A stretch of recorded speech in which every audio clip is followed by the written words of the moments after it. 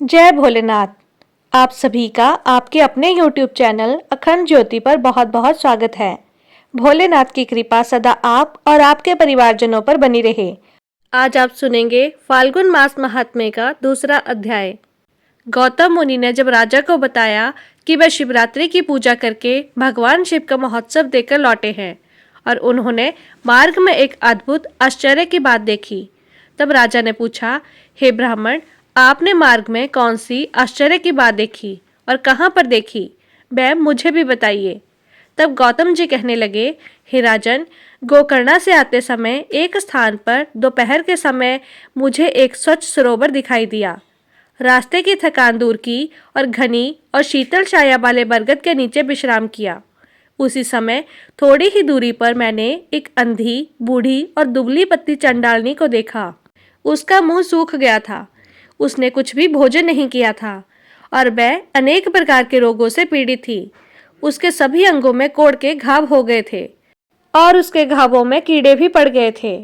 उसकी कमर में एक फटा पुराना रक्त से सना हुआ बस्तर लिपटा था। उसे उस दशा में देखकर मुझे बहुत दया आई और उसके मृत्यु काल की प्रतीक्षा करता हुआ मैं क्षण भर वहीं बैठा रहा। इतने में ही भगवान शंकर के पार्षदों द्वारा लाया जाता हुआ एक विमान मैंने देखा, जो अपनी किरणों से आकाश मार्ग को प्रकाशित कर रहा था। तब मैंने शीघ्र ही समीप जाकर आकाश में खड़े हुए उन शिवगणों से पूछा, आप लोगों को नमस्कार है। मैंने आप लोगों को पहचान लिया है। आप सभी महादेव जी के चरणों के सेवक हैं। आपने इस समय जो यहाँ आने का कष्ट उठाया है, वे आपकी यात्रा संपूर्ण लोगों की रक्षा करने के लिए हुई है या आप लोगों को कोई विरोध सूझा है? कृपा करके मुझे बतलाइए, आप यहाँ किस लिए पधारे हैं? तब शिवजी के दूत बोले, हे मुने, ये जो सामने बूढ़ी चंडालनी मर रही है, इसी को ले जाने के लिए भगवान शिव ने हमें आदेश दिया है। यह सुनकर मैंने पूछा, अहो, यह महापापी आत्मा घोर चंडालनी इस दिव्य विमान पर बैठने की अधिकारी कैसे हो सकती है? यह तो जन्म से लेकर जीवन भर प्राय अपवित्रता में ही डूबी रही है। इस दुराचारणी को आप लोग शिवलोक में क्यों ले जाना चाहते हैं? इसने तो कभी भी शिवजी का पंचाक्षर मंत्र नहीं जपा, शिवजी का पूजन नहीं किया और ना ही कभी भगवान शंकर का ध्यान किया है। सत्संग से सदा दूर रहने वाली इस अत्यंत क्रोधी स्वभाव वाली स्त्री को आप लोग भगवान शिव के लोक में कैसे ले जाना चाहते हैं? ओहो, ईश्वर की इस लीला का रहस्य देहधारियों की समझ में आना कठिन है, जिसमें पाप आत्मा प्राणी भी दया करके परम पद में पहुंच जाते हैं। मेरा ऐसा कहने पर देवादिदेव भगवान शिव के दूत इस प्रकार कहने लगे, महामते, यह कर्मों के परिपाक से प्राप्त होने वाली गति को देखो, जो कि एक नीच से नीच नारी भी आज रोग शोक से रहित परम धाम पर आरूढ़ होने वाली है। इसने पूर्व जन्म में अन्नदान नहीं किया था, अतः भूख प्यास आदि कष्टों से यह पीड़ित हो रही है। इसने जो मदिरा के नशे में अंधी होकर बड़ा भयंकर पाप कर डाला था, उसी के फल से यह जन्म से ही अंधी हो गई है। पूरे जन्म में इसने जानबूझकर एक गाय के बछड़े को खाया था, इसलिए इस जन्म में ये अतिशेष चंडालनी हुई है। इसने सदाचार का मार्ग त्याग कर पूर्व जन्म में व्यभिचार के मार्ग को अपनाया था। उसी अकथनीय पाप से इस जन्म में ये दुराचारणी और दुर्भाग्यवती हुई है। विधवा होकर भी इसने दूसरे के पति का आलिंगन किया। उसी महान पाप के कारण इसके शरीर में कोढ़ हो गया है। स्वेच्छा से एक शूद्र से रमण किया, उसी पाप के कारण इसे कोढ़ से पीड़ित होना पड़ा। इसने कभी भी उत्तम व्रतों का पालन नहीं किया और ना ही कोई धार्मिक कार्य किए, इसीलिए यह इन दुखों को भोग रही है। पूर्व जन्म में इस मूर्ख स्त्री ने मदिरापान किया था, उसी पाप से यह पीड़ा और हृदय शूल से तड़प रही है। मुनिश्रेष्ठ, विवेकी महात्मा यहीं पर सब मनुष्यों में उनके संपूर्ण पाप चिन्ह देखते हैं। यहाँ पर जो बहुत से रोगों द्वारा पीड़ित और पुत्र तथा धन से हीन हैं, जो दुष्ट लक्षणों से कलेश पाने वाले और लाज छोड़कर भीख मांगने वाले हैं, वस्त्र, अन्न, पाश, भूषण और अभ्यंग आदि से वंचित, कुरूप, विद्याहीन और विकलांगों वाले, कुसित भोजन करने वाले और दूसरों के सेवक हैं, यह सभी अपने पूर्व जन्म में बड़े भारी पापी रहे हैं। इस प्रकार यत्न पूर्वक विचार करके और संसार के मनुष्यों की दशा देखकर विद्वान पुरुष कभी भी पाप नहीं करता। अगर करे तो वह आत्मघाती है। जीव का यह मनुष्य शरीर अनेक प्रकार के सत्कर्मों का एकमात्र साधन है। इसके द्वारा सदा शुभ कर्मों का ही सेवन करें। पाप कर्मों को सदा के लिए सर्वदा सर्वदा त्याग दें। सुख की इच्छा रखने वाले को पुण्य करना चाहिए। मनुष्य का यह शरीर अत्यंत दुर्लभ है। इसे पाकर जो कोई भी अपना हित चाहने वाला मनुष्य एकमात्र भगवान शिव की शरण लेता है, एक चित्त होकर उन्हीं का ध्यान करता है, वह समस्त पापों से तर जाता है। पहले इस दुराचारणी स्त्री के मुख से और सावधानी में शिव जी का नाम उच्चारित हुआ है। श्री गोकर्ण क्षेत्र में शिवरात्रि को उपवास करके रात में इसने जागरण किया है और शिव जी के मस्तक पर बिलपत्र चढ़ाया है। उसी का जो उत्तम फल है उसे ये आज भोगने जा रही है और यह सब तुम अपनी आंखों से देख रहे हो। गौतम जी कहते हैं, हे राजन, इस प्रकार कहकर उन शिव दूतों ने चंडालनी की योनि से जीभ से खींचकर उसे दिव्य तेज से संपन्न कर दिया। उस नारी को दिव्य शरीर की प्राप्ति हुई और वह तेज की राशि से उद्दासित हो उठी। इसके बाद भगवान शिव के दूतों ने प्रसन्न होकर उसे विमान पर बिठा लिया। वह परम उदार रूप और लावण्य से सुशोभित तथा दिव्य रूप धारण करने वाली हो गई। उसके देह से सब ओर दिव्य सुगंध और दिव्य प्रकाश फैल रहा था।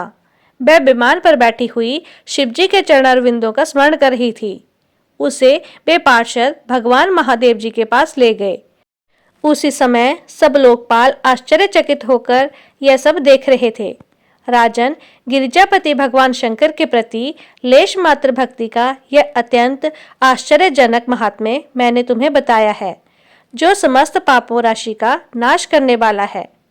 राजा ने पूछा, भगवान शिव का ये लोक कैसा है? अगर आपकी मुझ पर दया है तो मुझे शिवलोक का भी लक्षण बताइए। तब गौतम जी बोले, हे राजन, ब्रह्मा आदि देवेश्वरों के लोकों में भी जो अत्यंत दुर्लभ आनंद है, वह जिस दिव्य धाम में निरंतर विद्यमान रहता है, वही परमेश्वर शिव का लोक है, जहाँ सब लोकों को लांघ कर जाना होता है, जिसमें दिव्य प्रकाश स्थित है तथा जहाँ अविद्या में अंधकार का कहीं लेश मात्र भी संयोग नहीं है, वही परमेश्वर शिव का लोक है, जहाँ काम, क्रोध, लोभ और मताधिकार आदि निवास नहीं करते और जहाँ जन्म आदि अवस्थाएं नहीं प्राप्त होती, वह परमेश्वर शिव का लोक है। जो लोग भगवान शिव की भक्ति से परिपूर्ण हैं, वह ही उस दिव्य धाम में जाते हैं। जो भगवान शंकर की कथा सुनने और कहने में प्रसन्नता का अनुभव करते हैं, केवल शांति में जिनकी स्थिति है और जो सभी प्राणियों के कारण मोह रहित हैं, वे संसार चक्र को लांघकर भगवान शंकर के अनंत धाम को पाकर सुखी हो जाते हैं। हे राजन, इसी प्रकार तुम गोकर्ण क्षेत्र में भगवान शंकर के स्थान पर जाकर उनके दर्शन से समस्त पाप राशि का निवारण करो और धन्य हो जाओ। वहाँ सब समय में स्नान करके महाबल शिव की पूजा करो और शिव चतुर्दशी को एकाग्रता पूर्वक उपवास करके रात्रि में जागरण तथा बेलपत्र द्वारा भगवान शंकर का पूजन करो। इससे तुम सब पापों से मुक्त होकर शिवलोक को प्राप्त हो जाओगे। ऐसा कहकर मुनिवर गौतम प्रसन्नता पूर्वक मिथिलापुरी को चले गए और राजा मित्र से गोकर्ण क्षेत्र को गए। वह महाबल नाम से प्रसिद्ध महादेव जी का दर्शन और पूजन करने से उनकी समस्त पाप राशि धुल गई। उन्होंने भगवान शिव के परम धाम को प्राप्त कर लिया। जो मनुष्य भगवान शिव के इस मनोहर कथा को प्रतिदिन भक्ति पूर्वक सुनता अथवा सुनाता है, वह भी परम गति को प्राप्त होता है। श्री सूत जी कहते हैं, भगवान शिव गुरु हैं, शिव देवता हैं, शिव ही प्राणियों के बंधु हैं, शिव ही आत्मा और शिव ही जीव हैं। शिव जी से भिन्न दूसरा कुछ भी नहीं है। भगवान शिव के उद्देश्य से जो कुछ भी दान, जप और होम आदि किया जाता है, उसका फल अनंत बताया गया है। यह समस्त शास्त्रों का निर्णय है। जो एकमात्र भगवान शिव का भजन करता है, वह सभी बंधनों से मुक्त हो जाता है। जो प्रीति अपने पुत्र, स्त्री और धन से की जाती है, वही अगर भगवान शिव की पूजा में की जाए तो वह उद्धार कर देती है। इसलिए कितने ही महात्मा पुरुष भगवान शिव की पूजा के लिए संपूर्ण विषय रूपी मदिरा को छोड़ देते हैं। वही जीवा सफल है जो भगवान शिव की स्तुति करती है। वही मन सार्थक है जो शिव जी के ध्यान में लीन होता है। वे ही कान सफल हैं जो उनकी कथा सुनने के लिए सदा उत्सुक रहते हैं, और वे ही दोनों हाथ सार्थक हैं जो शिव जी की पूजा किया करते हैं। वे नेत्र धन्य हैं जो महादेव जी की पूजा का दर्शन करते हैं। वे मस्तक धन्य है जो शिव जी के सामने झुक जाता है। वे पैर धन्य हैं जो भक्तिपूर्वक शिव जी के क्षेत्र में सदा भ्रमण करते हैं। जिसकी संपूर्ण इंद्रियां भगवान शिव के कामों में लगी रहती हैं, वह संसार सागर से पार हो जाता है और भोग तथा मोक्ष को प्राप्त कर लेता है। शिव जी की भक्ति संयुक्त मनुष्य चंडाल, पुलकस, नारी, पुरुष अथवा नपुंसक कोई भी क्यों ना हो, तत्काल ही संसार बंधन से मुक्त हो जाता है। जिसके हृदय में भगवान शिव की लेश मात्र भी भक्ति है, वह समस्त देहधारियों के लिए वंदनीय है। आज का ये अध्याय अगर आपको पसंद आया हो तो कृपया वीडियो को लाइक करें, और अब तक भी जिन्होंने चैनल को सब्सक्राइब नहीं किया है, सब्सक्राइब करना मत भूलिए।